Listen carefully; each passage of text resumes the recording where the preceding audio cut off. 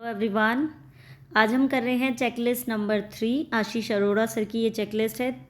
सारे के सारे अर्थमेटिक के क्वेश्चंस करेंगे इसके अंदर। टारगेट है हमारा बैंक एग्ज़ाम 2023। आपको 2023 का बैंक एग्ज़ाम में अर्थमेटिक से रिलेटेड कोई डाउट नहीं होगा, आप सारे क्वेश्चन अटैम्प्ट कर पाएंगे। इसी चीज़ को ध्यान में रख के हमने ये चेकलिस्ट की सीरीज़ आपकी स्टार्ट की थी। तो आज हम इसका थर्ड चेकलिस्ट करते हैं। कुछ पीछे के मॉड्यूल डिस्कस किए हुए हैं एंड जो करंट की चेकलिस्ट है जैसे 280, 81, 82 ये 3-4 नंबर की जो चेकलिस्ट है वो आपकी अवेलेबल है, आप देख लेना, पूरी कंप्लीट प्लेलिस्ट बनी हुई है। हम इसका स्टार्ट करते हैं फर्स्ट क्वेश्चन से। फर्स्ट क्वेश्चन देखिए, ये हमारा सर्कल टाइप का क्वेश्चन है। The radius of a circle is thrice the side of a square. तो सबसे पहले हम लिख लेते हैं क्या है रेडियस, ठीक है। रेडियस हमने यहाँ पे लिख ली। उसके बाद है साइड ऑफ स्क्वायर, हम यहाँ पे स्क्वायर लिख देते हैं डायरेक्ट, हमें पता है कि साइड है। कितना रेशो है? 3:1, मतलब थ्राइस है, इसका मतलब क्या है, ये 3 है और ये 1 है, ठीक है। उसके बाद नेक्स्ट लाइन है the perimeter of rectangle is twice the side of square. मतलब जो पेरीमीटर है रेक्टेंगल का, अगर हम यहाँ पे देखें पेरीमीटर लिख लेते हैं रेक्टेंगल का, और ये है आपकी साइड ऑफ स्क्वायर। मतलब साइड ऑफ स्क्वायर अगर 1 है तो पेरीमीटर उसका डबल है, इट मीन्स 2:1। ये चीज़ें इन्होंने दे रखी है। उसके बाद क्या है, what is the area of the rectangle if the circumference of circle is 5 to 8 and the ratio of length and breadth of rectangle is 11 and 3। हमें क्या दे रखा है, रेक्टेंगल का लेंथ एंड ब्रेथ का रेशियो दे रखा है। आपको निकालना क्या है, हमें निकालना है what is the area of the rectangle.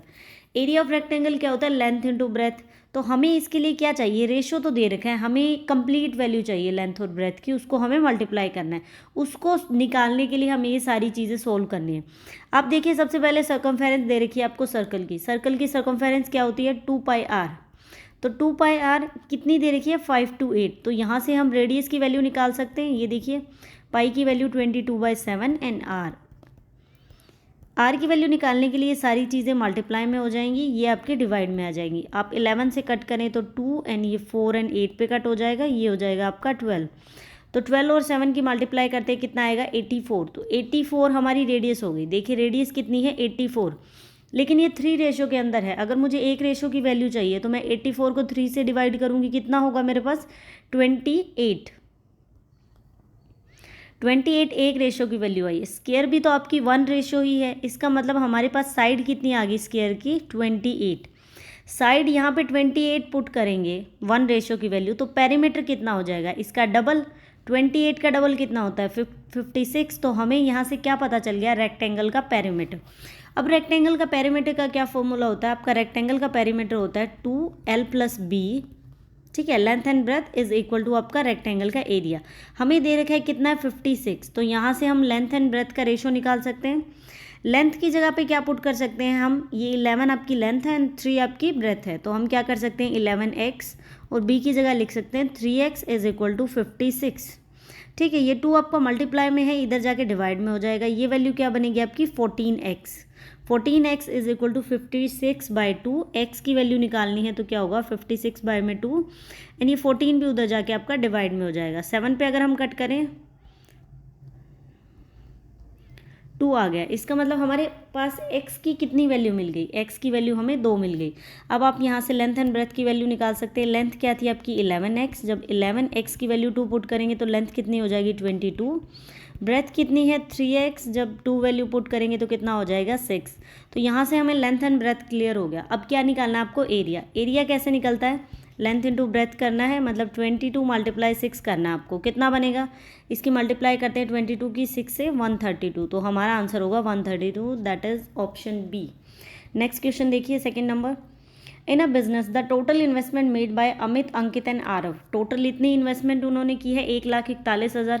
Amit ने क्या किया, अंकित से 8,000 रुपये ज़्यादा इन्वेस्ट किए हैं। अंकित ने क्या किया, आरव से 11,000 रुपये ज़्यादा इन्वेस्ट किए हैं। तो तीनों का सबसे पहले तो हमें वैल्यू चाहिए कि उन्होंने कितनी कितनी इन्वेस्टमेंट की थी। ये पार्टनरशिप का क्वेश्चन है, सबसे पहले पता होना चाहिए कितनी इन्वेस्टमेंट की है। फिर बताया कि 4 साल के लिए है, तो हम क्या करेंगे, प्रॉफिट का रेशो निकालेंगे। देन ये टोटल प्रॉफिट दे रखा है, इससे डिवाइड करेंगे और जिसका भी पूछा है उससे मल्टीप्लाई करना पड़ेगा। हमें अमित की वैल्यू निकालनी है। अमित को कितना प्रॉफिट में शेयर मिला। देखिए चेकलिस्ट सोल्व करने का मेन मोटिव क्या होता है कि आपको अलग अलग तरह के एग्जाम टाइप के क्वेश्चन देखने को मिलते हैं। मान लीजिए कि हर चेकलिस्ट में कई में 20, 15, 25 क्वेश्चन होते हैं, तो आप अगर दिन में 2 से 3 चेकलिस्ट सोल्व करते हैं तो आप ज़्यादा क्वेश्चन नहीं, अगर 40 क्वेश्चन कोई ज़्यादा नहीं आप दिन में सोल्व कर रहे हैं, लेकिन वो अलग अलग टाइप के कर रहे हैं और आप मेथड सीख रहे हैं उसको किस तरह से सोल्व करना है, तो ये एग्जाम में बहुत ज़्यादा हेल्प करेगी।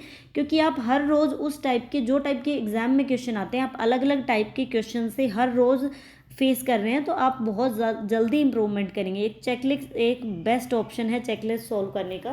आपका अर्थमेटिक बहुत अच्छा हो जाएगा। मेरे में इम्प्रूवमेंट हुई है चेकलिस्ट की वजह से, आप में भी हो सकती है, लेकिन थोड़ा कंटिन्यूटी बनाए रखिए, डेली बेसिस पे करिए। ऐसा नहीं एक दिन आपने 2 कर दी, फिर 3-4 दिन आपने हाथ ही नहीं लगाया चेकलिस्ट को, फिर एग्जाम के टाइम आप ऐसे सोच रहे हैं कि हम जल्दी जल्दी कर लेते हैं, उस टाइम बहुत ज़्यादा काम हो जाएगा, बहुत ज़्यादा चीज़ें और नहीं निकल आएंगी पढ़ने के लिए। अभी जितना चीज़ ख़त्म कर सकते हो उतना ख़त्म कर दो।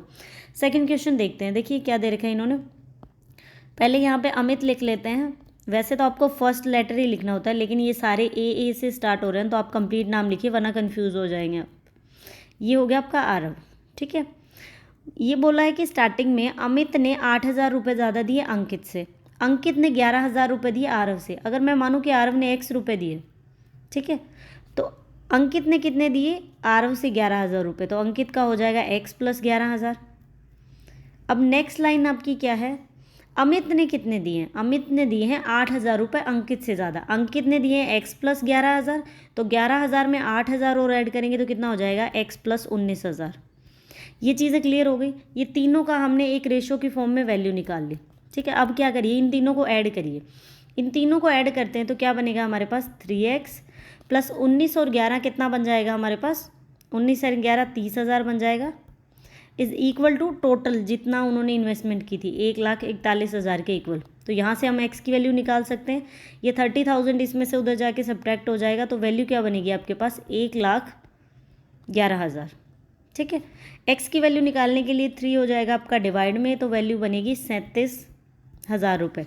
x की वैल्यू है 37,000 रुपये। तो हमें यहाँ से क्या पता लग गया, आरव ने कितने रुपए इन्वेस्ट किए हैं, X रुपीज़ इन्वेस्ट किए हैं, तो आरव की इन्वेस्टमेंट हो जाएगी आपके पास 37,000 रुपये। एक 37 ही लिख दीजिए, के लिख दीजिए, आपको पता चल जाएगा 1000 है। फिर अंकित की बात करते हैं, तो अंकित ने कितने रुपए इन्वेस्ट किए हैं, अंकित ने 37,000 में 11,000 और ऐड किए, मतलब 48 इन्वेस्ट किए हैं। उसके बाद अमित की बारी आती है, अमित ने कितने इन्वेस्ट किए हैं, अमित ने इससे मतलब अगर हम x के कंपैरिजन में देखें तो 19,000 ज़्यादा, तो 37 में 19,000 और ऐड करेंगे तो कितना बन जाएगा, 56। ये इनकी इन्वेस्टमेंट आ गई, ठीक है। 1000 लिख रखा है इन्होंने वैल्यू। आप ये चीज़ याद रखिए। अब देखिए इसको अच्छे से करते हैं हम, अमित, अंकित एंड ये बन गया आरव, ठीक है। इसने कितने रुपए दिए थे, 37,000 रुपये, यहाँ पे दिए हैं 48,000 एंड इसके कितने हैं 56,000। सबसे पहले पार्टनरशिप में क्या करते हैं, सबसे पहले आपकी क्या आता है, प्रिंसिपल, जितनी आपने इन्वेस्टमेंट की है आई लिख दीजिए, जितनी इन्वेस्टमेंट वो, देन आता है आपका टाइम का रेशो, फिर प्रॉफिट का रेशो। प्रॉफिट का रेशो कैसे निकलता है, इन्वेस्टमेंट और टाइम को मल्टीप्लाई करके प्रॉफिट का रेशो निकलता है। अब बोला कितने साल के लिए इन्वेस्टमेंट रही, 4 साल के लिए, तो मतलब तीनों का 4 साल। अब हमें कैलकुलेशन ईजी करने के लिए आप तीनों को काट दीजिए, अगर कट हो रहा है तो 1 ईयर्स हो गया, यहाँ पे क्या कट हो जाएगा, 0 कट हो गई, उसके अलावा और किसी नंबर से ये नहीं कट रहे। तो प्रॉफिट कैसे निकलेगा, इन्वेस्टमेंट को टाइम से मल्टीप्लाई करो, 56 को 1 से मल्टीप्लाई किया 56, 48 को 1 से किया 48 एंड 37 को 1 से किया 37। ये आ गया इनका प्रॉफिट का रेशो। टोटल प्रॉफिट कितना दे रखा है, 23,970। एक रेशो की वैल्यू निकालने के लिए इन तीनों को ऐड करो, इनके रेशो को, 56, 48 एंड 37, टोटल कितना बनेगा, 141। एक रेशो की वैल्यू निकल आएगी। अब जिसका पूछा है उससे मल्टीप्लाई कर दो। अमित का प्रॉफिट पूछा है तो अमित का प्रॉफिट का रेशो कितना है, 56, तो हम इसको 56 से मल्टीप्लाई कर देंगे। अगर अंकित का पूछा होता तो 48 से मल्टीप्लाई करते, तीनों का पूछा होता, तीनों का तो दे ही रखा है वैसे, 2 का पूछा होता तो दोनों का ऐड करके मल्टीप्लाई कर देते। अब आपको इसको काटना है ना, आपकी वैल्यू सोल्व करनी है। सबसे पहले 3 पे ही कट कर देते हैं, 47 0 एंड ये आपका कट जाएगा 17 पे, तो यहाँ से हमारे पास आंसर आ जाएगा 9520, मतलब 9,520 रुपये क्या है, प्रॉफिट है किसका, अमित का। नेक्स्ट क्वेश्चन देखिए, आई होप आपको क्लियर हो रहे होंगे साथ के साथ। Two inlet pipe. सबसे पहले इनलेट पाइप क्या होती है, कोई भी टैंक है, सिस्टम दे रखा है यहाँ पे, उसको फिल किया जा रहा है। इनलेट पाइप मतलब जो अंदर पानी डाल रही है टंकी के अंदर, और आउटलेट पाइप वो होती है जो मतलब लीकेज हो गई या फिर कुछ पानी बाहर निकल रहा है, उसको आउटलेट बोलते हैं। ये है आपका पाइप एंड सिस्टम का क्वेश्चन, ठीक है। एम बताया कि 10 घंटे के अंदर टैंक को फिल कर देता है, एन करता है 9 आवर्स के अंदर। सबसे पहले हमें क्या करना होता है, एलसीएम लेके एफिशिएंसी निकालनी है। एलसीएम ऐसा नंबर जो दोनों से डिवाइड हो जाए, मतलब हम 90 ले लेते हैं ताकि दोनों से एग्जैक्टली डिवाइड हो जाएगा। यहाँ हमें कभी भी हाफ काम नहीं लिखना होता। अगर बोले कि हाफ काम 5 दिन में करता है, 5 डेज में, तो आपको हाफ काम नहीं लिखना। आप देखिए कि अगर वो आधे काम को 5 दिन में करते हैं तो कंप्लीट कितने दिन में करेगा, 10 डेज में। आपको यहाँ पे हमेशा कंप्लीट वर्क लिखना है, आप याद रखिए इस बात को। एलसीएम हमारा हमेशा टोटल वर्क होता है। अब निकालनी है आपको एफिशिएंसी। वो कैसे निकलेगी, टोटल वर्क को जो टाइम है उससे डिवाइड करना है। 90 को 10 से डिवाइड करेंगे, कितना आएगा 9, एंड इसकी एफिशिएंसी कितनी आ जाएगी 10। यहाँ से हमारे पास एफिशिएंसीज निकल के आ गई। हर पर्सन जो भी काम कर रहा है टाइम एंड वर्क में या फिर आपके पाइप एंड सिस्टम के अंदर, वो अपनी एफिशिएंसी के अकॉर्डिंग काम करता है। जैसे देखिए आप ST = D होता है, स्पीड टाइम के डायरेक्टली प्रोपोर्शनल है। तो जैसे स्पीड को आप एफिशिएंसी मान लीजिए, स्पीड = एफिशिएंसी, तो जिसकी एफिशिएंसी कम होगी उसको टाइम ज़्यादा लगेगा, जिसकी एफिशिएंसी ज़्यादा होगी उसको टाइम कम लगेगा। इट मीन जो आपकी एफिशिएंसी है वो आपके टाइम की इन्वर्सली प्रोपोर्शनल है। ये बस बेसिक सी बातें आपको पता होनी चाहिए, इसलिए मैंने बताई हैं। आगे देखिए क्वेश्चन में, both the pipes were open simultaneously but as soon as the tank was half filled a leak was detected. मतलब एक लीक को डिटेक्ट किया गया in the bottom of the tank. After closing the leak the 2 inlet pipe took 1 hour less to fill the remaining half of the tank as they had to be taken to fill the first half. हमें क्या बताना है, approximate कितना time लगे अगर leak को पूरे tank को खाली करना हो। क्वेश्चन में क्या कह रहा है कि दोनों पाइप्स को टंकी को भरने के लिए रखा, सिस्टम को फिल करना था, लेकिन क्या हुआ कि जैसे ही पता लगा कि हाफ टैंक फुल हो चुका है, तो ये पता चला कि टंकी के अंदर पहले से सिस्टम के अंदर कोई लीकेज थी, जिसकी वजह से उनको जैसे ही वो लीकेज उन्होंने ठीक कर दी, तो बाद में जो उन्होंने हाफ टैंक भरा उसको भरने में एज़ कम्पेयर टू पहले वाले में जब लीकेज थी 1 घंटा कम लगा। तो अब हमें बताना है कि लीकेज की एफिशिएंसी निकालो कि अगर पूरा टैंक भरा हो तो वो अकेली लीकेज उस टैंक को कितनी देर में खाली कर देगी। आपको ये निकालना है, ठीक है। इसको कैसे सॉल्व करें, सबसे पहले हम ये देखते हैं, ये है टोटल वर्क। इसका मतलब टंकी को भरना है, पूरा काम कितना है 90, तो हाफ टैंक मीन्स हाफ काम। हाफ काम कितना है, सबसे पहले आप हाफ काम देखिए, हाफ वर्क कितना होगा, 90 को डिवाइड करेंगे 2 से, हाफ काम कितना होगा 45। इसका मतलब 45 में बात चल रही है, ठीक है। सबसे पहले आप देखिए 45 काम है आपका 45, इसको डिवाइड करना है एफिशिएंसी से, तो आपका टाइम निकल कर आ जाएगा। टाइम कैसे होता है, टोटल वर्क और डिवाइड करो एफिशिएंसी से, टाइम आ जाएगा कितने टाइम में किया। दोनों ने मिल के किया, कितना एफिशिएंसी कितनी होगी, इसकी 9 एफिशिएंसी है, इसकी 10, टोटल कितनी एफिशिएंसीज होगी 19 एफिशिएंसी हो गई। अब जो लीकेज की एफिशिएंसी है वो खाली करने की है, ये दोनों भरने की एफिशिएंसी है, तो हम इनकी ऐड करेंगे एफिशिएंसी। लीकेज की खाली करने की है तो वो सब्ट्रैक्ट करनी है। अब हमें नहीं पता कि लीकेज की एफिशिएंसी कितनी है, हम एज्यूम कर लेते हैं कि लीकेज x है, तो इसमें से x एफिशिएंसी हमने घटा दी लीकेज की, ठीक है। माइनस करते हैं क्योंकि इसको ज़्यादा टाइम लग रहा है, ठीक है। अगर हम दूसरी तरफ हाफ काम हमने हाफ टैंक भर लिया विद लीकेज, क्योंकि एफिशिएंसी सब्ट्रैक्ट होगी, उसके बाद बाकी बचा हुआ हम क्या करेंगे, लीकेज ठीक हो चुकी है, अब कितना एफिशिएंसी से काम होगा, 10 और 9 19 एफिशिएंसी से। तो इन्होंने बोला ये टोटल वर्क आ गया, ये पहले आधे टैंक का काम आ गया, ये दूसरे आधे टैंक का, मतलब कितना टाइम लगा। अब इन्होंने बोला है कि 1 घंटा कम लगा, इसका मतलब अगर पहले वाले टाइम में से अब वाला टाइम सब्ट्रैक्ट करूँ तो =1 है, ठीक है। अब यहाँ से जस्ट आपको x की वैल्यू निकालनी है। वो कैसे निकलेगी x की वैल्यू, देखिए इसको सोल्व करते हैं। ये वैल्यू क्या होगी, उस तरफ जाके ऐड हो जाएगी आपकी। सबसे पहले हम क्या करते हैं, एलसीएम ले लेते हैं। एलसीएम ले लिया हमने, एलसीएम कितना आ जाएगा आपका 19 - x और 19, ये दोनों एलसीएम ले लीजिए, मल्टीप्लाई करने की जरूरत नहीं है। फर्स्ट के अंदर 19 - x है, तो 19 और 45 की मल्टीप्लाई करेंगे, आप डायरेक्ट लिख दीजिए 45 और 19, मल्टीप्लाई मत करिए, टाइम वेस्ट नहीं करना है। नेक्स्ट क्या वैल्यू आएगी आपके पास, 19 - x को 45 से मल्टीप्लाई करना है, तो मतलब 19 और 45 की मल्टीप्लाई हो जाएगी, फिर क्या आएगा 45x। तो यहाँ से क्या हो रहा है, ये वैल्यू एग्जैक्टली इससे कट हो गई, तो हमारे पास बचा क्या 45x डिवाइड में 19 - x = 1। तो ये वैल्यू सारी उधर चली जाएगी, मतलब 45x इज इक्वल टू 19 और 19 की मल्टीप्लाई किया कितना हो गया 361 माइनस 19x। ये x की वैल्यू इधर आके प्लस हो जाएगी, 19 माइनस का है, इस तरफ आके 45 में ऐड करेंगे तो कितना हो जाएगा 64x इज इक्वल टू 361। यहाँ से x की वैल्यू कितनी निकलेगी, x की वैल्यू हमारे पास ये एग्जैक्टली कट नहीं रही है इससे, ठीक है। 361 बाय में 64x की वैल्यू तो नहीं कट रहा, तो इसको एज इट इज़ रहने दो, छेड़ो मत इसको, हमने वैल्यू एज इट इज़ रख दी। ये आ गई लीकेज की वैल्यू। अब आपको क्या निकालना है कि टोटल टैंक को ये लीकेज कितनी देर में खाली करेगा। ये क्या है, लीकेज की एफिशिएंसी। टाइम कैसे निकालते हैं, टोटल वर्क डिवाइड में एफिशिएंसी। टोटल वर्क कितना है 90, इसको डिवाइड करो लीकेज की एफिशिएंसी से, टाइम आ जाएगा। लीकेज की एफिशिएंसी कितनी है 361 बाय में 64, ये इधर हो जाएगा। आपको कट करना है, इसको कट करेंगे आपके पास अप्रोक्स आंसर आएगा 15.95। तो इन्होंने बोला कि अप्रोक्सीमेटली कितना टाइम लगेगा, तो 15.95 अप्रोक्सीमेटली कितना होता है 16 पर, तो उसको 16 घंटे लगेंगे उसको खाली करने में। आई होप आपको क्लियर हो गया होगा। नेक्स्ट देखिए, काफ़ी अच्छे क्वेश्चन है, प्री प्लस मेंस दोनों में काम आने वाले हैं। और आपका मतलब जो बेसिक्स है या फिर जो भी चीज़ें आपको क्वेश्चन करने की वो बहुत आपकी इम्प्रूव होंगी अगर आप ये चेकलिस्ट सोल्व करते हैं तो। मनीष एंड नमन दे रखा है, दोनों की सैलरी है जो सेव करते हैं। सबसे पहले हम मान लेते हैं ये है आपका मनीष एंड ये है आपका नमन, ठीक है। सेविंग कितनी सेविंग कर रहे हैं, ये कर रहा है 20% सेव एंड ये कर रहा है 16.66%।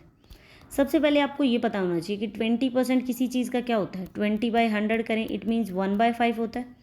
तो सेविंग को हम यहाँ से क्या लिख सकते हैं, ये मनीष की सेविंग 1/5 और 16.66% आपका 1/6। इसका मतलब टोटल अगर कोई चीज़ 6 है तो उसमें से 1 उसका 1 पार्ट, तो सेव कितना कर रहा है 1/6। ये जो परसेंटेज का चैप्टर करवाया था उसके अंदर स्टार्टिंग में पूरा पेज के ऊपर आपको वैल्यू लिखी हुई है 1 से लेके 1 to 11, 1/12, 1/13, इन सबको क्या बोला जाता है आप उन सबको नोट डाउन कर लेना।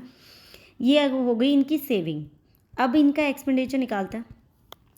हम क्या एज्यूम करके चले हैं, मान लीजिए कि टोटल हमें नहीं पता इनकी कितनी सैलरी है या क्या है, तो इसमें देखिए ये वैल्यू 5 बाय मतलब टोटल है 5, जिसमें से 1 उसने क्या किया 1 क्या कर दिया सेव कर लिया, तो उसने कितना खर्च कर दिया होगा, 1 में से 1/5 सब्ट्रैक्ट करो कितना बचेगा 4/5।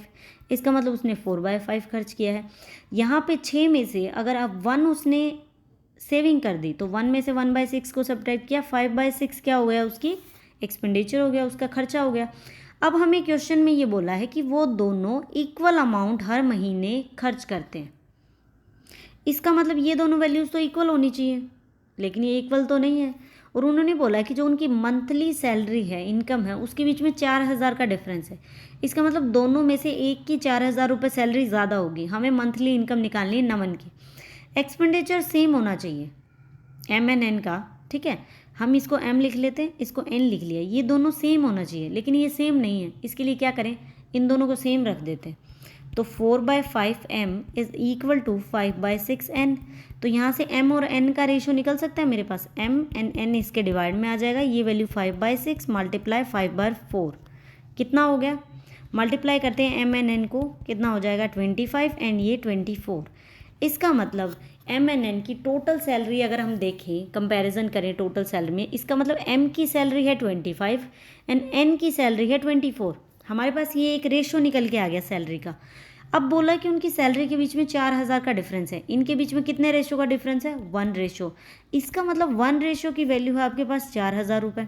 निकालना किसका है, इनकम ऑफ नमन। नमन की कितनी है 24x। तो हम क्या करेंगे 24 को x से मल्टीप्लाई, x की वैल्यू आपके पास 4000 है, 24 और 4000 को मल्टीप्लाई करना है, कितना आंसर आएगा हमारे पास आएगा 96,000 रुपये नमन की सैलरी। अगर पूछते कि मनीष नाम है ना इसका, हाँ मनीष की कितनी है, तो हमें 4000 को 25 से मल्टीप्लाई करना पड़ता, हमारे पास वो सैलरी आ जाती। ठीक है, नेक्स्ट क्वेश्चन देखिए 5 नंबर देखते हैं। वॉल्यूम दे रखी है आपको कौन की, ठीक है। वॉल्यूम ऑफ कौन कितनी दे रखी है, कितना है ये 8,62,400, ठीक है। 8,62,400 हमें वॉल्यूम दे दी, ठीक है कौन की। यहाँ से हमें वॉल्यूम पता है क्योंकि एग्जैक्टली दे रखी है 8,62,400। हाइट हमें दे रखी है कौन की 168, हाइट भी पता है, ठीक है। उसके बाद हमें टोटल सरफेस एरिया निकालना है सबसे पहले कोन का। टोटल सरफेस एरिया के लिए क्या फॉर्मूला होता है, आप सबसे पहले तो आपको ये पता होना चाहिए। सारा चैप्टर मत करिए, इसमें जो जो आपको चेकलिस्ट में इससे रिलेटेड क्वेश्चन मिलता है ना, उसके फॉर्मूलाज याद कर लीजिए। अगर एग्जाम में टाइम बचेगा आप सोल्व कर सकते हैं उसको। बिल्कुल मत इग्नोर करिए इस चैप्टर को, क्योंकि एक क्वेश्चन पक्का मिलेगा आपको, प्री में भी और मेंस में भी 1 से 2 क्वेश्चन मिलेंगे। और कई बार ज़्यादा मुश्किल पेपर हो गया तो मे भी आपको मेंस के अंदर 5 नंबर की DI मिल जाए इस चैप्टर से रिलेटेड। तो छोड़ना मत इस चैप्टर को, लेकिन ज़्यादा वो करने की ज़रूरत नहीं है। आप जस्ट क्वेश्चन करते जाइए, जो जो फॉर्मूलाज आ रही हैं उनको याद करते जाइए। सरफेस एरिया क्या होता है, सरफेस एरिया होता है पाई आर, और ब्रैकेट के अंदर हमें क्या करनी है, जो भी इसकी सैलेंट हाइट होती है प्लस में रेडियस। ये आपका फॉर्मूला है। आपको देखिए इसमें क्या क्या चीज़ों की ज़रूरत है। हाइट तो हमें चाहिए ही नहीं, हमें तो सैलेंट हाइट चाहिए और रेडियस चाहिए। अब तक हमारे पास रेडियस भी नहीं है। तो वॉल्यूम ऑफ कोन क्या है, वॉल्यूम ऑफ कोन का क्या फॉर्मूला होता है, 1/3 पाई आर स्क्वायर एच। ठीक है, तो इसमें पुट करके आर की वैल्यू निकाल सकती हूँ, क्योंकि हाइट भी है, इज इक्वल टू वॉल्यूम इतनी है 8,62,400। तो यहाँ पे 1/3 पाई की वैल्यू 22/7 आर स्क्वायर, और एच है 168, और इज इक्वल टू आपकी ये वैल्यू। ठीक है, आर निकालने के लिए ये सारी उधर मल्टीप्लाई कर देते हैं। ये हो जाएगा 22 एंड ये हो जाएगा आपका 168। ठीक है, इसको हमने काटा 2 पे, अगर इसको मतलब 11 पे कट करते हैं तो 456,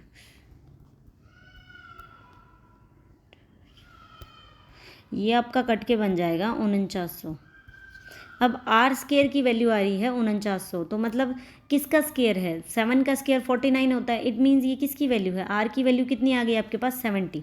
यहाँ से आर की वैल्यू तो आ गई। अब हमें क्या चाहिए, सैलेंट हाइट और चाहिए। वो कैसे निकलेगी, रेडियस है 70 और हाइट है 168, वो दोनों के कंपैरिजन में निकलती है। ऐसे करके हम निकालते हैं ना, मतलब ये वाली हमें हाइट निकालनी है, मान लेते हैं कि एक 70 है और एक 168 है, तो ऐसे करके निकालोगे तो ज़्यादा बड़ी कैलकुलेशन होगी।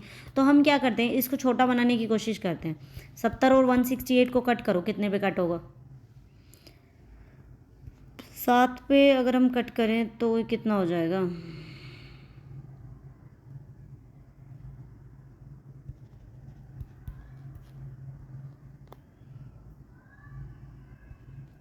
24, 5 एंड 12, 5 एंड 12 आ गई। मान लेते कि 70 को हमने 5 कंपेयर कर लिया और इसको 12 मान लिया।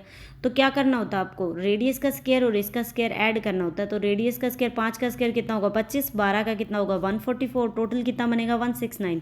169 किसका होता है स्क्वायर, 13 का। इसका मतलब हमारी सैलेंट हाइट क्या है 13। लेकिन आप ये मान के चलिए कि हम यहाँ पे 5 मान के चलें, एग्जैक्ट वैल्यू है 70। इसका मतलब हमने कितना रेशो इसकी वैल्यू घटाई थी, तो 70 को 5 से डिवाइड किया, कितना आ गया आपके पास 14। इसका मतलब हमने 14 कम किया था। तो रेडियस हमारे पास 70 है, हाइट इतनी है, तो हमारे पास ये 13 निकल के आए। अब आप क्या करिए, 13 को 14 से मल्टीप्लाई कर दीजिए, क्योंकि हम उनको छोटा करके ताकि कैलकुलेशन ईजी हो इसलिए हमने किया था। तो जब हम 13 और 14 की मल्टीप्लाई करेंगे तो आपके पास क्या वैल्यू बचेगी 182। इसका मतलब सैलेंट हाइट कितनी आ गई 182। अब इतनी चीज़ें क्लियर हो गई। अब जस्ट इसके अंदर आपको पुट करनी है।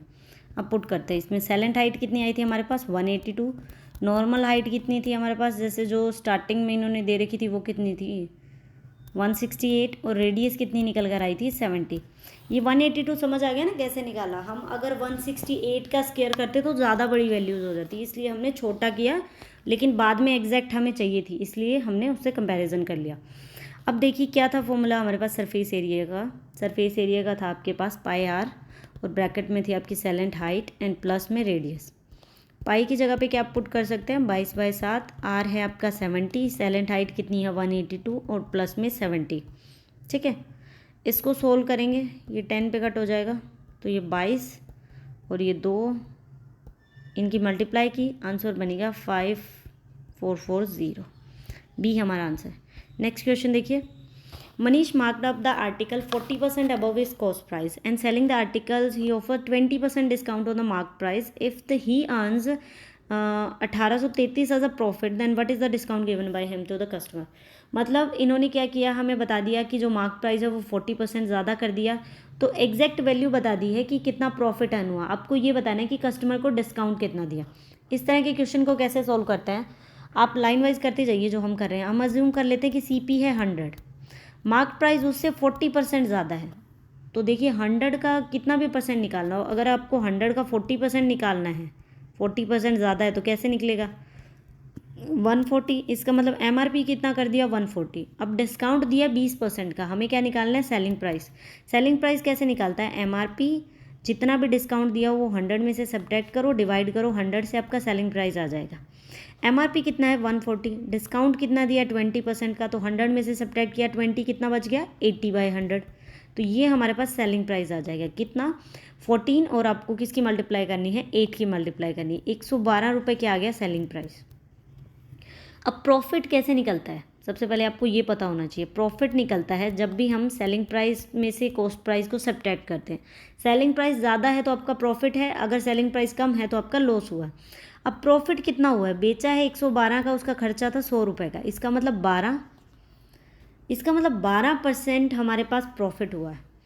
ये बोले कि प्रॉफिट हुआ है 1833 रुपये का, इसका मतलब ये 12%, हम 12x अज्यूम कर लीजिए जो भी है, 12% की वैल्यू आपके पास 1833 है, तो टोटल 100% की वैल्यू कितनी आएगी, इससे डिवाइड करना है। ठीक है, 3 पे कट करेंगे, 3 6 18, 611 आ गया, और 4 पे कट किया 25। अब आपको 611 और 25 के मल्टीप्लाई करने हैं, कितना बनेगा 15275, 15,275। ठीक है, इतना हमारे पास टोटल CP आ गया। ये टोटल 12% निकला था प्रॉफिट, टोटल कितना है 100%, 100% इतना आ गया। इसका मतलब कॉस्ट प्राइस है आपका इतना। अब आपको बताना है कितना डिस्काउंट दिया, डिस्काउंट कितना दिया है वो चीज़ देखिए। डिस्काउंट कैसे निकलता है, जैसे profit selling price minus CP निकलता है, वैसे ही डिस्काउंट कैसे निकलेगा। मान लीजिए कि 140 उस चीज़ पे लिखा हुआ था, MRP था उसका, बेची वो कितने की है 112 रुपये की, तो कितना डिस्काउंट दे दिया। मान लो कि आपका दुकानदार बोल रहा है कि 140 रुपये की चीज़ है और आप कम करवाते करवाते 112 में खरीद लाए, तो आपको क्या करना पड़ेगा 140 में से 112 को सब्ट्रैक्ट करना पड़ेगा। मतलब कितना आपने डिस्काउंट दिया, 28% का डिस्काउंट दे दिया। इसका मतलब टोटल 100% की वैल्यू इतनी है, हमें डिस्काउंट चाहिए, तो हम क्या करेंगे 15,275, इसका मुझे 28% निकालना है, तो डिवाइड कर दो 100 से। ठीक है, 5 पे काट दो, चाहे 5,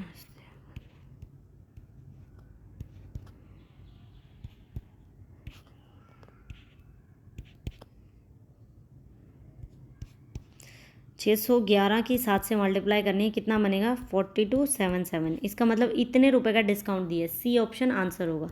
नेक्स्ट क्वेश्चन देखिए, रमेश ने कुछ सम मतलब उधार पे लिया है from a money at 20% per annum, लेकिन कंपाउंडेड हाफ ईयरली 1.5 ईयर के लिए। हमें क्या बताना है कि इंटरेस्ट अगर इतना हुआ तो प्रिंसिपल बताएं। सबसे पहले आप एक चीज़ ये ध्यान रखिए कि कंपाउंड इंटरेस्ट के अंदर रेट नॉर्मली जो 20 दे रखी है वो 20 कंसिडर नहीं होती। अब अगर बोले कि पूरा ईयरली काम हुआ है, अगर बोले कि 2 साल के लिए काम हुआ है या 3 साल के लिए काम हुआ और पर ईयरली उसने कंपाउंड इंटरेस्ट पे दिया है, तो जो आपकी रेट जो उन्होंने मान लीजिए कि 20 दे रखी है ना, तो सेम 20 ही रहेगी अगर वो पूरे साल की बात कर रहे हैं। इसमें उसने हाफ ईयरली बोल दिया, इसका मतलब 3 बार कंपाउंड इंटरेस्ट लगेगा 1.5 साल में, एक 6 महीने में, एक नेक्स्ट 6 महीने में, एक नेक्स्ट 6 महीने में। तो आप ये एज्यूम करिए कि 3 बार कंपाउंड इंटरेस्ट लग गया, चाहे इसने 1.5 साल की बात की हो, लेकिन टाइम हमें यहाँ पे 3 साल लेना पड़ेगा, 3 बार इसका कंपाउंड इंटरेस्ट लगा है। तो जब भी फुल ईयरली होता है मतलब पूरे साल का, तो आपकी रेट सेम रहती है, लेकिन जब भी हाफ ईयरली की बात आ जाए तो आपकी रेट हो जाएगी हाफ ईयरली में रेट आपकी हाफ हो गई। रेट यहाँ पे दे रखी थी 20%, लेकिन अब हम रेट इसका हाफ 10% लेके चलेंगे, कितने टाइम के लिए 3 साल के लिए। अब 3 मान के चलिए, इसको साल वगैरह कुछ भी है, मतलब 3 टाइम के लिए, तो आपको 10% के हिसाब से 3 बार के लिए देनी है। अगर आप इसको सक्सेसिव डिस्काउंट के हिसाब से हम अगर इसको सोल्व करें, ठीक है, हम अज्यूम कर लेते हैं कि मान लो कि 1000 रुपये थे, 1000 रुपये थे, 110 मतलब 10% के हिसाब से रेट लगा है, 10% मतलब हर साल 110 वैल्यू हुई है। तो इसको आप नॉर्मल इस तरह से भी लिख सकते हैं, सक्सेसिव डिस्काउंट की तरह या उस रेशो की तरह। 3 बार 110/100, 110/100 कर दीजिए अगर आपको 3 साल का निकालना है तो। ठीक है, यहाँ से हमने कट किया, वैल्यू कितनी आ गई हमारे पास 1331 हमारे पास वैल्यू आ गई। इसका मतलब 1000 तो प्रिंसिपल था, 331 रुपये क्या निकल के आया आपका कंपाउंड इंटरेस्ट। कंपाउंड इंटरेस्ट हमें कितना मिल गया 331 रुपये, अगर 1000 में से सब्ट्रैक्ट करते हैं तो कितना बना 331। यहाँ बताया कि कंपाउंड इंटरेस्ट इतना है, इसका मतलब ये 331 जो रुपये है, हम एक्स अज्यूम करते हैं इसको, ये आपका 7613 के इक्वल है। तो टोटल वैल्यू किसके इक्वल होगी, इससे डिवाइड कर दीजिए, ठीक है, टोटल परसेंट अगर हमें निकालना है और मल्टीप्लाई करें अगर हम 1000 से, एक बार एक रेशियो की वैल्यू निकालिए आपकी इतनी आती है, ठीक है, एक रेशियो की वैल्यू हमारे पास डिवाइड करेंगे 23 आ गई, इसका मतलब 1 रेशियो की वैल्यू है 23। हम कितना एज्यूम करके चले थे, कितना प्रिंसिपल है 1000, तो हमें क्या निकालना है 1000x, एक एक्स की वैल्यू कितनी है 23, तो कितना हो जाएगा 23,000 रुपये, इसका मतलब इसका प्रिंसिपल है 23,000 रुपये। इन्होंने ऑप्शन गलत दे रखे हैं, आंसर में भी सॉल्यूशन में भी 2300 सोल्व करके 2300 के ऊपर आपको 7000 थोड़ी ना इंटरेस्ट मिल जाएगा, अगर अमाउंट ही 2300 होगी तो 23,000 है ये अमाउंट, 23,000 आंसर होगा। ठीक है, आप जब भी कंपाउंड इंटरेस्ट का 3 साल का दिया होता है तो ऐसे सक्सेसिव लगा दिया करो, अगर बोले कि 25% का तो 125/100, 125/100, 125/100। आप याद रखिए पूरे साल का हो तो कंप्लीट रेट होगी, जब भी हाफ ईयरली बोल दे तो रेट हाफ हो जाएगी एंड टाइम डबल हो जाएगा।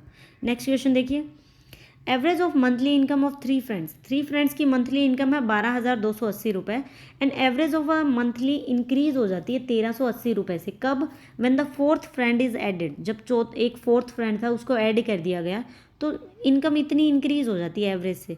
वो क्या करता है, अपनी सैलरी का 65% सेव करता है, हमें क्या बताना है कि उसका मंथली खर्चा कितना है। ठीक है, सबसे पहले हमें उसकी इनकम चाहिए, इनकम के लिए हम लेते हैं कि 3 फ्रेंड्स की टोटल सैलरी कितनी है। सैलरी कैसे निकलेगी, 12,280 रुपये इनकी एवरेज है, जब जितने नंबर होते हैं एवरेज से मल्टीप्लाई कर देते हैं तो आपके पास क्या आ जाती है टोटल वैल्यू। तो हम 12,280 को 3 से मल्टीप्लाई करते हैं, कितना आएगा 36,480 रुपये उनकी क्या आ गई, टोटल सैलरी मिल गई हमें। ठीक है, 3 लोगों की।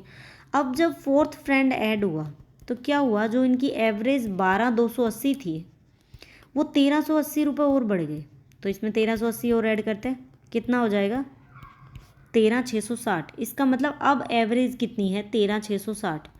टोटल निकालने के लिए कि कितना टोटल नंबर आएगा, तो 4 फ्रेंड है तो 4 से मल्टीप्लाई करेंगे, कितना बनेगा 54,640, मतलब टोटल अमाउंट इतनी आ गई। 4 फ्रेंड्स की इतनी है, 3 की इतनी है, अगर मुझे 4th फ्रेंड की निकालनी है तो क्या करूँ, 4 वाली में से 3 वाली सब्ट्रैक्ट कर देती हूँ, 36,840 इसमें से सब्ट्रैक्ट करूँ मैं तो कितना आंसर बचेगा, आंसर बचेगा आपके पास 17,800 रुपये 4th फ्रेंड की सैलरी मिल गई। अब इसकी सैलरी है 17,800 रुपये, ये सैलरी होती है टोटल, मान लीजिए कि 100% है, उसमें से 65% उसने सेव कर लिया, तो टोटल 100 में से अगर वो 65% सेव करता है तो खर्च कितना करता है 35%। मतलब इस टोटल सैलरी का अगर मैं 35% निकाल दूँ तो मेरे पास उसका खर्चा आ जाएगा। आपको 178 को 35 से मल्टीप्लाई करना है, कितना आंसर होगा 6,230, मतलब 6,230 रुपये वो क्या करता है, सी हमारा ऑप्शन होगा, इतने पैसे वो खर्च कर देता है। ठीक है, नेक्स्ट क्वेश्चन देखिए, the average marks, average salary मतलब दे रखे नंबर मैथमेटिक्स सब्जेक्ट के, the average marks in mathematics subject of class of 20 students is 78, 20 student का 78 है, if the marks of the 2 student were misread 68 and 72 instead of 83 and 77, हमें क्या निकालना है, what would be the correct average. इसका मतलब सबसे पहले आप टोटल निकालिए कि टोटल मार्क्स कितने थे, वो कैसे निकलेगा, एवरेज है 78, कितने स्टूडेंट्स की है 20 की, तो 20 से मल्टीप्लाई करते हैं टोटल वैल्यू निकल कर आ जाएगी जो कितनी है 1560। अब क्या बात हुई कि 68 और 72 दो स्टूडेंट्स के नंबर पढ़ लिए, लेकिन उनके एग्जैक्टली कितने थे 83 और 73। हम क्या करते हैं 68 और 72 को ऐड करते हैं, ये क्या पढ़ा गया था, ये गलत पढ़ा गया था। ठीक है, कितना पढ़ा गया ये टोटल 140, सही में क्या वैल्यू थी, अगर हम करेक्ट वैल्यू निकालें तो क्या थी वो 83 + 77, टोटल कितना बना 160। इसका मतलब हमें ऐड तो करना था 160 लेकिन कर दिया 140, इसका मतलब कितना कमी रह गई, 20 नंबर और ऐड होने चाहिए एक्चुअल सही एवरेज निकलने के लिए। तो टोटल है 1560, इसमें मैं 20 और ऐड कर देती हूँ, कितना बनेगा 1580, इसका मतलब उनके टोटल नंबर है।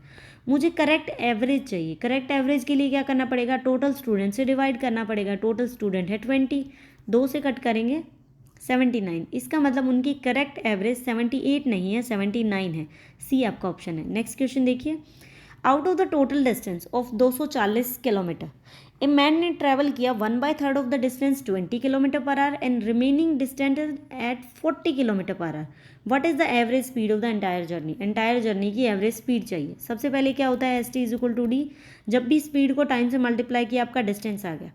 टोटल डिस्टेंस हमें दे रखा है 240, जिसमें से क्या हुआ 1/3 किया उसने 20 किलोमीटर के हिसाब से। अगर मैं इसका 1/3 निकालूँ तो कितना होगा 80। इसका मतलब 80 डिस्टेंस, मैं यहाँ से टाइम निकालती हूँ, ठीक है।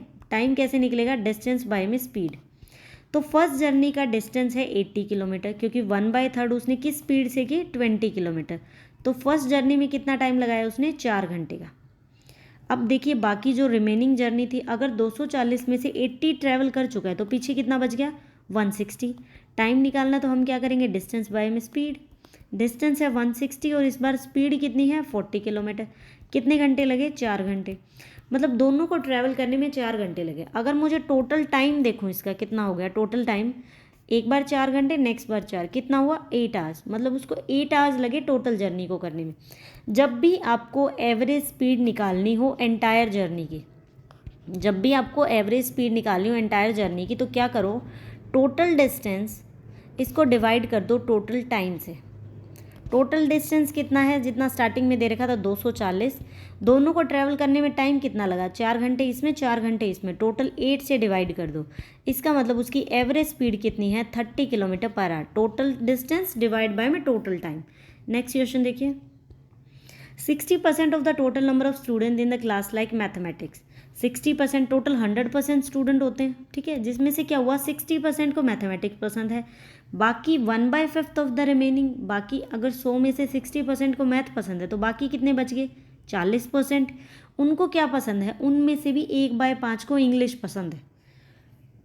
उसके अलावा भी जो 8 स्टूडेंट बच गए उनको हिंदी पसंद है। हमें टोटल स्टूडेंट बताने, लेट एज्यूम कर लीजिए कि लेट टोटल स्टूडेंट कितने हैं एक्स टोटल स्टूडेंट है। 60% को अगर मैथमेटिक्स पसंद है तो पीछे कितने बच गए, 100 में से अगर 60% सब्ट्रैक्ट करें तो कितने बच गए 40। इसका मतलब 40% रिमेनिंग बच गए। 40% के भी 1/5 को इंग्लिश पसंद है। अगर 1/5 को इंग्लिश पसंद है तो 1 में से एक बार 1/5 सब्ट्रैक्ट करूँ, इसका मतलब 5वें हिस्से में से 5 टोटल है, उसका 1 हिस्से को पसंद है। इसका मतलब 4/5 को बाकी बच गई। इसके कंपैरिजन में हम सिर्फ रिमेनिंग निकालते जा रहे हैं। इसका भी 1/5 को इंग्लिश पसंद है तो पीछे कितना बच गया 4/5। उसको पसंद है हिंदी, और हिंदी के कितने स्टूडेंट हैं 8। तो हमें यहाँ से x की वैल्यू निकालनी है। 5 डिवाइड में हो जाएंगे, ये वैल्यू मल्टीप्लाई में होगी और ये आपके डिवाइड में आ जाएंगे। 4 से कट करें 2 से आपका 20 आ जाएगा, यहाँ पे 4 एंड ये आपका 25। इसका मतलब टोटल स्कूल में 25 स्टूडेंट्स थे।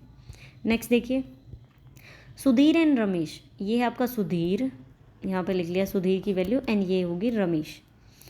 इसने 9600 रुपये बिजनेस में डाले, इसने 56 डाले, ठीक है, एक साल के लिए। इसने 1 ईयर के लिए, यहाँ पे क्या लिखते हैं इन्वेस्टमेंट, देन क्या होता है टाइम, और फिर क्या आता है आपका प्रॉफिट का रेशो। प्रॉफिट कैसे निकलता है, प्रॉफिट होता है इन्वेस्टमेंट इनटू टाइम, ठीक है। इसने 1 साल के लिए इन्वेस्ट किया, इसने कोई Z ईयर्स के लिए इन्वेस्ट किया, हमें नहीं पता कितना है। लास्ट में जो प्रॉफिट का रेशो बना दोनों का, वो बना 4:7। हमें Z की वैल्यू निकालनी है। सबसे पहले इसको छोटा करो, जितना काट सकते हो उतना कट करने की कोशिश करो। तो ये अगर हम इसको कट करें 4 पे ही कट करता है तो 24, एंड ये हो जाएगा आपका 14, देन 7 एंड 12। मतलब ये रेशो आपके पास कितना बन गया, ये बच गया 12 और ये बच गया 7। प्रॉफिट कैसे निकलता है, इन्वेस्टमेंट को टाइम से मल्टीप्लाई करते हैं। तो मैंने 12 को 1 से मल्टीप्लाई किया, वैल्यू कितनी आई 4, ये 4 वैल्यू आ गई रेशो में। अब मैं इसको 7 को Z से मल्टीप्लाई करती हूँ तो वैल्यू कितनी आई मेरे पास 7। अब क्रॉस मल्टीप्लाई करके Z की वैल्यू निकाल लो। 12 7 कितना हो जाएगा आपके पास 84, या फिर सिंपल रख लीजिए 12 और 7 यहाँ रख लिया। ये Z की वैल्यू ऊपर चली जाएगी एंड 4 नीचे आ जाएगा। तो आपने इससे कट किया 3। इसका मतलब हमारे पास Z की वैल्यू कितनी निकल कर आ गई 3। तो 3 साल के लिए इन्वेस्ट किया, तो C हमारा आंसर है। नेक्स्ट देखिए, the ratio of the petrol and diesel in the mixture. Petrol और डीजल का रेशो दे रखा है हमें, ठीक है। ये आपका पेट्रोल एंड ये डीजल, रेशो कितना है 8:5। अब बोला है कि 56% of the mixture is taken out. 56% mixture हमारा बाहर ले लिया, मतलब निकाल दिया इसने। ये पेट्रोल एंड ये डीजल 8 और 5 यहाँ लिख लीजिए। 56 मिक्सचर निकाला, मिक्सचर निकाला मतलब पेट्रोल भी निकलेगा डीजल भी निकलेगा, रेशो हमेशा सेम ही रहेगा अगर पूरा मिक्सचर निकलता है। अगर पूरे मिक्सचर में से कोई क्वांटिटी निकलती है तो आपका मिक्सचर का रेशो चेंज नहीं होगा। अगर वो सिर्फ एक चीज़ निकालते हैं या एक चीज़ डालते हैं तभी रेशो चेंज होता है। दोनों सेम अमाउंट में निकले या फिर दोनों अपने रेशो के हिसाब से निकले तो रेशो सेम रहेगा। 56% मिक्सचर उन्होंने निकाल लिया, रेशो फिर भी सेम रहेगा। उसके बाद क्या किया कि 84 लीटर डीजल डाल दिया उन्होंने, जिसकी वजह से क्या हुआ, न्यू रेशो में क्या चेंज हुआ, 9:6 हो गया। रेशो कितना बन गया, 9:6। सिर्फ ऐड तो डीजल हुआ था, पेट्रोल में तो कुछ चेंज ही नहीं हुआ, फिर भी इसका रेशो चेंज हो गया। हमें पेट्रोल का रेशो सेम चाहिए, इसके लिए मुझे क्या करना पड़ेगा, क्रॉस मल्टीप्लाई कर देती हूँ। यहाँ पे 9 है, यहाँ 8 है, तो इसको 9 से मल्टीप्लाई कर देती हूँ, इसको 8 से, ताकि दोनों सेम हो जाए। अब पेट्रोल और डीजल कितना हुआ, 9 8 कितना होता है 72, एंड ये हो जाएगा आपका 45, ये 72 एंड ये 48। अब देखिए पेट्रोल दोनों साइड सेम हो गया, हमें यही चाहिए था, पेट्रोल सेम करना था, पेट्रोल हो गया आपका सेम। डीजल में कितना डिफरेंस है, 48 एंड 45 में कितना डिफरेंस है, 3 रेशो का डिफरेंस है। 3 रेशो का डिफरेंस किसके इक्वल है, किस वजह से डिफरेंस आया, क्योंकि हमने 84 लीटर डीजल डाला। 3 रेशो आपका 84 के इक्वल है, तो 1 रेशो की वैल्यू किसके इक्वल होगी, 84 डिवाइड बाय में 3 कितना होगा 28, मीन्स 1 रेशो की वैल्यू कितनी आ गई 28। अब हम क्या करें, इन दोनों को ऐड करते हैं। 72 एंड 45 कितने हो गए 117, 117 एक्स है ना, ये 40 एक्स है, ये 72 एक्स है, 45 एक्स, तो एक एक्स की वैल्यू, एक रेशियो की वैल्यू 28। तो इसको 117 को 28 से मल्टीप्लाई किया, कितना बन गया 3276, मतलब 3276। ये वैल्यू हमारे पास अब बन गई। हमें चाहिए कि इनिशियल क्वांटिटी कितनी थी, ये इनिशियल क्वांटिटी है, लेकिन इसमें से 56 लीटर निकाल लिया गया था शुरू में, तो हमें जस्ट इसमें 56 ऐड करना है। इनिशियल क्वांटिटी हमारे पास आ जाएगी 3332, बी ऑप्शन। ठीक है, नेक्स्ट क्वेश्चन देखिए। The ratio of the ages of ये क्या है, रंजन, रंजन एंड शुभम। ठीक है, ये है रंजन और ये शुभम। सबसे पहले जब भी एज का क्वेश्चन करते हैं तो यहाँ पे आपकी प्रेजेंट होती है, ये प्रेजेंट से पहले का टाइम होगा, ये प्रेजेंट के बाद का टाइम होगा। ठीक है, इसने बोला कि रंजन एंड शुभम की एज 10 ईयर अगो, मतलब प्रेजेंट से 10 साल पहले। ठीक है, प्रेजेंट से 10 साल पहले, ये आ गया 10 साल पहले, कितनी थी 9:11। लेकिन क्या हुआ, and the ratio of their age is after 12 years, मतलब प्रेजेंट से 12 साल बाद कितना है 10:11। आपको क्या निकालना है, the present age of Ranjan, Ranjan की प्रेजेंट एज निकालनी। कैसे निकालेंगे इस तरह के क्वेश्चन में, आपको इनका डिफरेंस चेक करना होता है। इन दोनों के बीच में डिफरेंस देखिए कितने का है, 2 का डिफरेंस, इसके बीच में 1 का डिफरेंस। डिफरेंस हमेशा सेम होना चाहिए। सेम होने के लिए हम क्या करें, यहाँ तो 2 है, डिफरेंस 2 ही बनाना है, तो क्या करें, इसको आप 2 से मल्टीप्लाई कर दीजिए, इसको 1 से मल्टीप्लाई, 1 से तो सेम ही वैल्यू रहेगी। तो रंजन और एस का क्या डिफरेंस बनेगा, ये 9:11 और ये बन जाएगा 20:22। अब देखिए इनके बीच में 2 का डिफरेंस है, इनके बीच में भी 2 का डिफरेंस है, डिफरेंस सही है। अब आप ये वाला डिफरेंस देखिए कितना है 11, इसका मतलब 11 डिफरेंस, 11 रेशो किसके इक्वल है, जो टाइम का डिफरेंस था, 10 साल और 12 साल, टोटल कितने ईयर्स हो गए 22। इसका मतलब ये 11:22 के इक्वल है। तो 1 रेशो किसके इक्वल हो जाएगा, 22 को 11 से डिवाइड करेंगे 2 के इक्वल, 1 रेशो की वैल्यू कितनी आ जाएगी 2। अब आपको निकालना क्या है, निकालना है रंजन की प्रेजेंट एज। यहाँ क्या करें, ये रंजन की एज है कितने टाइम पहले, 10 साल पहले। तो अगर ये 11x है, 11 को 2 से मल्टीप्लाई करूँ क्योंकि x की वैल्यू 2 है, तो रंजन की कितनी एज आ जाएगी, 11 × 2, रंजन की एज हो गई 22। लेकिन ये है 10 साल पहले, प्रेजेंट में लाने के लिए 10 ऐड करना पड़ेगा मुझे, तो एज कितनी बनेगी, नहीं,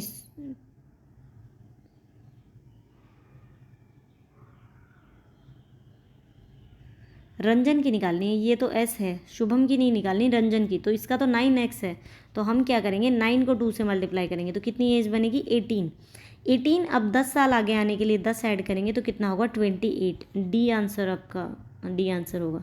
नेक्स्ट देखिए 15, the total simple interest receive on investing rise P at 5% per annum for 4 years and the 2P at 12% per annum for 5 years is 4200 रुपये। Find the interest receive when P is invested on 10% compound interest for 2 years। हमें ये निकालना है कि सबसे पहले बोल दिया कि कोई पी अमाउंट थी जिसको 5% के हिसाब से 4 साल के लिए इन्वेस्ट किया, और 2P को 12% 5% के हिसाब से इन्वेस्ट किया। टोटल इंटरेस्ट पता है आपको, सबसे पहले यहाँ से प्रिंसिपल निकालना है, फिर आगे कंपाउंड इंटरेस्ट में पुट करके टोटल इंटरेस्ट निकालना है। ठीक है, सबसे पहले हम निकालते हैं पी की वैल्यू। कैसे निकलता है आपका सिंपल इंटरेस्ट निकलता है principal into rate into time divide by में 100। प्रिंसिपल हो जाएगा यहाँ पे पी, रेट कितना है 5, टाइम कितना लग रहा है 4 ईयर्स, डिवाइड बाय में 100, प्लस दूसरा प्रिंसिपल है 2P, रेट है 12%, टाइम है 5 and divide by 100। Total interest कितना है 4200, तो हमने इसको ऐड कर दिया। ये 100 दोनों क्या हो जाएगा, इस साइड चले जाएंगे, कॉमन लेके उस साइड कर दिया हमने। यहाँ पे क्या वैल्यू बनी 20P प्लस इन दोनों को मल्टीप्लाई करके कितना आएगा 120P is equal to 4200 multiply 100, ये कितना हो जाएगा 140P। तो प्रिंसिपल निकालने के लिए 140 से इसको डिवाइड कर दो, कितना हो जाएगा 3000। तो प्रिंसिपल हमारे पास आ गया 3000।